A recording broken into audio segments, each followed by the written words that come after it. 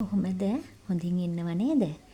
I love me YouTube channel එකට ඔයගොල්ලෝ හැමෝම ආදරයෙන් පිළිගන්නවා. අද මම ඔයගොල්ලන්ට අලුත්ම වීඩියෝ එකක් අරගෙන ආවේ. ඒක වෙනස් වීඩියෝ එකක්. එක වසරේ ඉස්කෝලේට යන්න එන්න චූටි බබාලා ඉන්න අම්මලා තාත්තලා වෙනුවෙන් ඒ වගේම හිතවත් අය වෙනුවෙන් තමයි මම මේ වීඩියෝ එක ගෙනාවේ.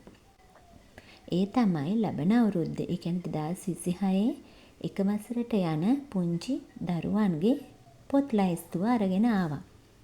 ජනවාරි 20 වෙනිදා තමයි එක වසර පටන් ගන්න තියෙන්නේ. ඊට කලින් හැමෝම අවශ්‍ය දේවල් එකතු කරගන්නවනේ. මං හිතන්නේ තාමත් පොත් ලැයිස්තුව බාර දීලා නැහැ. ඒ හින්දා තමයි මම හිතුවේ ඕගොල්ලන්ට මේ වීඩියෝ එක වැදගත් වෙයි කියලා. හරි. අපි මුලින්ම වීඩියෝ එකට යමු.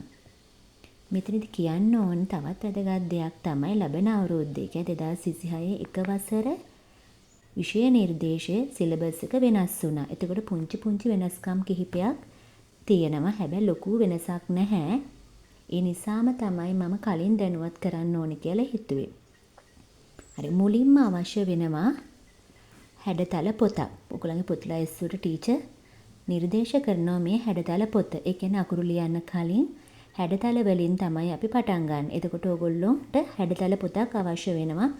පුළුවන් නම් හැඩතල පොත් දෙකක් විතර ගන්න. මොකද එකක් පාසලට දෙන්නත් පුළුවන්. අනිත් එක ඔයගොල්ලන්ට ගෙදර කරවන්නත් පුළුවන්. මේක විවිධ පොත් ප්‍රකාශනයන්ගෙන් ගන්න පුළුවන්. අනිත් පොත් ලැයිස්තුවට එන කොටස තමයි පස් රූල් පොත. මෙන්න මේක වැදගත් වෙනවා. මොකද මේ තාක් අඟලේ පස් රූල් පොත් තමයි තිබුණේ. හැබැයි 2026 විෂය නිර්දේශය වෙනස් වුණ නිසා දැන් අපි පාවිච්චි කරන පස් රූල නෙමේ ලබන අවුරුද්දේ නම් පාවිච්චි කරන්නේ. ටිකක් ඊට වඩා කුඩා එකක්. ඒ නිසා මතක ඇතුව අලුත් පස් රූල් පොත කියලා ඉල්ල ගන්න. නැත්නම් ඔයගොල්ලන්ට පරණ පස් රූල් පොත දෙන්න පුළුවන්. ඒ වගේම තමයි ඕන කරනවා රූල් නැති පොත්. බ්ලැන්ක් බුක් කියන්නේ අන්න ඒ වගේ පොත් අවශ්‍ය වෙනවා. ඒ කියන්නේ පරිසරයට, බුද්ධ ආගමට අන්න ඒ විෂයන් වලට අපි මේ රූල් නැති පොත් තමයි එක වසරේ දරුවන්ගේ පාවිච්චි කරන්නේ. ඒ වගේම තමයි අඟල් භාගේ කොට රූල් පොත්. මේක අවශ්‍ය වෙන්නේ ගණිතය පොතට. මේ හැම එකක්ම ඔයගොල්ලෝ පොත් දෙකක් හෝ තුනක් තියාගන්න අරගෙන. මොකද ඉවර වුණාම නැවත යවන්න ඕන නිසා. ඒ වගේම ඕන කරනවා ඩ්‍රොයින් බුක් එකක්. කියන්නේ චිත්‍ර අඳින පිටු 80 වගේ පොතක් ඉල්ලනවා. ඒ වගේම ලොකු අකුරු තියෙන කතන්දර පොතක්. මේක පුංචි අකුරු ගන්න එපා. ලොකු අකුරු තියෙන පිටු ප්‍රමාණය 5ක් 6ක් වගේ තියෙන ලස්සන පින්තූර තියෙන පොතක් ගන්න මේ පොත් ලැයිස්තුවට බාර දෙන්න. ඒ වගේම තමයි සුදු පාට A4 කොළ පාසලෙන් ඉල්ලනවා. මොකද ඒවා දරුවන්ගේ ඒ අවුරුද්ද පුරාම සිද්ධ කරන්න තියෙන ක්‍රියාකාරකම් වලට අවශ්‍ය වෙන නිසා. ඒ වගේම පාට A4 කොළත් අවශ්‍ය වෙනවා. මම මේ කියන්නේ ඔයගොල්ලන්ට යම් ප්‍රමාණයක් අරගෙන තියාගත්තාම පහසුයි. එතකොට පාසලේ ලබා දෙන පොත් ලැයිස්තුවට අඩු වැඩි කරගන්න පුළුවන් නිසා. සුදු A4 ඕන වෙනවා. ඒ වගේම පාට A4 කොළත් ඕන වෙනවා. ඒ වගේම ඩිමයි කොළ. මේව නම් වැඩිපුර ඉල්ලන්නේ නැහැ. කොළ දෙකක් තුනක් වගේ තමයි ඉල්ලන්නේ ඩිමයි කොළ. ඒ වගේම කළු කොළත් ඕන වෙනවා. මේවත් කොළයක් දෙකක් තමයි පාසලේ පොත් ලැයිස්තුවෙන් ඉල්ලන්නේ. මේවත් ඔයගොල්ලන්ට පහසු ආකාරයෙන් දැන් ඉඳන්ම එකතු කරගන්න. එතකොට ලොකු මුදලක් වැය වෙන්නේ නැහැ එකපාරම. ඒ වගේම වානිෂ් කොළ ඕන වෙනවා පොත් ලැයිස්තුවට. මේ හැම දෙයක්ම දරුවන්ගේ අවුරුද්ද පුරාම සිදු කරන ක්‍රියාකාරකම් වලට තමයි පාසලෙන් ඉල්ලන්නේ. ඒ වගේම ක්ලියර් බෑග් එකක් ඕන කරනවා. මේ ළමයි කරන ක්‍රියාකාරකම් දාලා තියන්නේ ওই ක්ලියර් බෑග් එකේ තමයි. මතක ඇතුව ඒ ක්ලියර් බෑග් එකට නමක් ගහලා පාසලට ලබා දෙන්න. එතකොට පහසුයි. ඒ වගේම ෆයිල් කවරයක්. ෆයිල් කවර දෙකක් වගේ දෙකක් හෝ තුනක් ඉල්ලයි. ඒ වගේම ඒක සම්බන්ධ කරන නූලුත් ඉල්ලන්න පුළුවන්. මේ දේවල් අරගෙන තියාගන්න.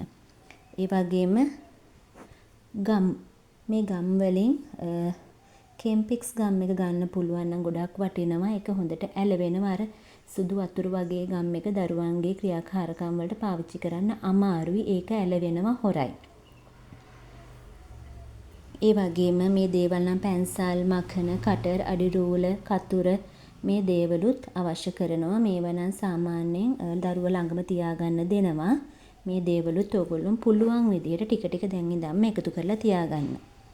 ඒ වගේම පාට පැන්සල් ඕන කරනවා. මොකද පොත්වල අපි චිත්‍ර අඳිනකොට දරුවන්ට දෙන්නේ පාට පැන්සල් වලින් පාට කරන්න කියලා. චෝක් වලින් පාට කරන්න දෙන්නේ නැහැ.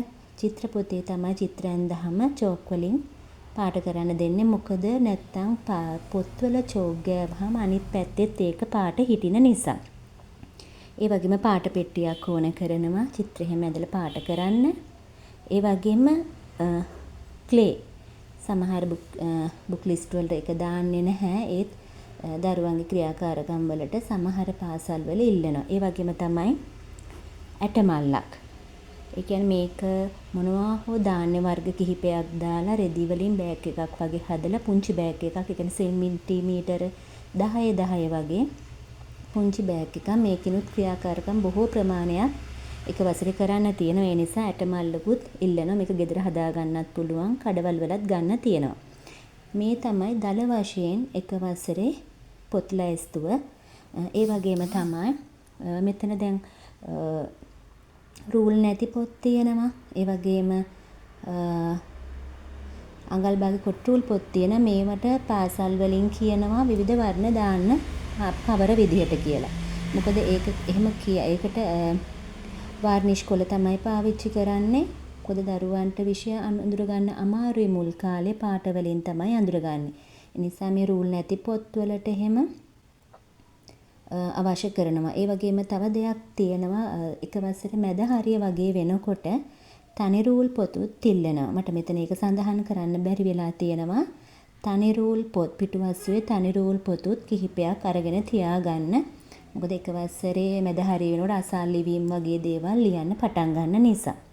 ඒ වගේම තමයි මේ තව දෙයක් දරුවන්ගේ මේ පොත්වලට කවර දානකොට ස්ටෙප්ලර් කරන්න එපා. සෙලෝ ටේප් ගහන්න. මොකද ඒ ස්ටෙප්ලර් දරුවන්ගේ අතේ ඇනෙන්න පුළුවන්. ගැලවෙන්න හැම තියෙන අවදානම වැඩි නිසා පුළුවන් තරම් සෙලෝ ටේප් වලින් මේ පොත් ලැයිස්තුවේ පොත්වල ඉටි කවර දාන එක කරන්න.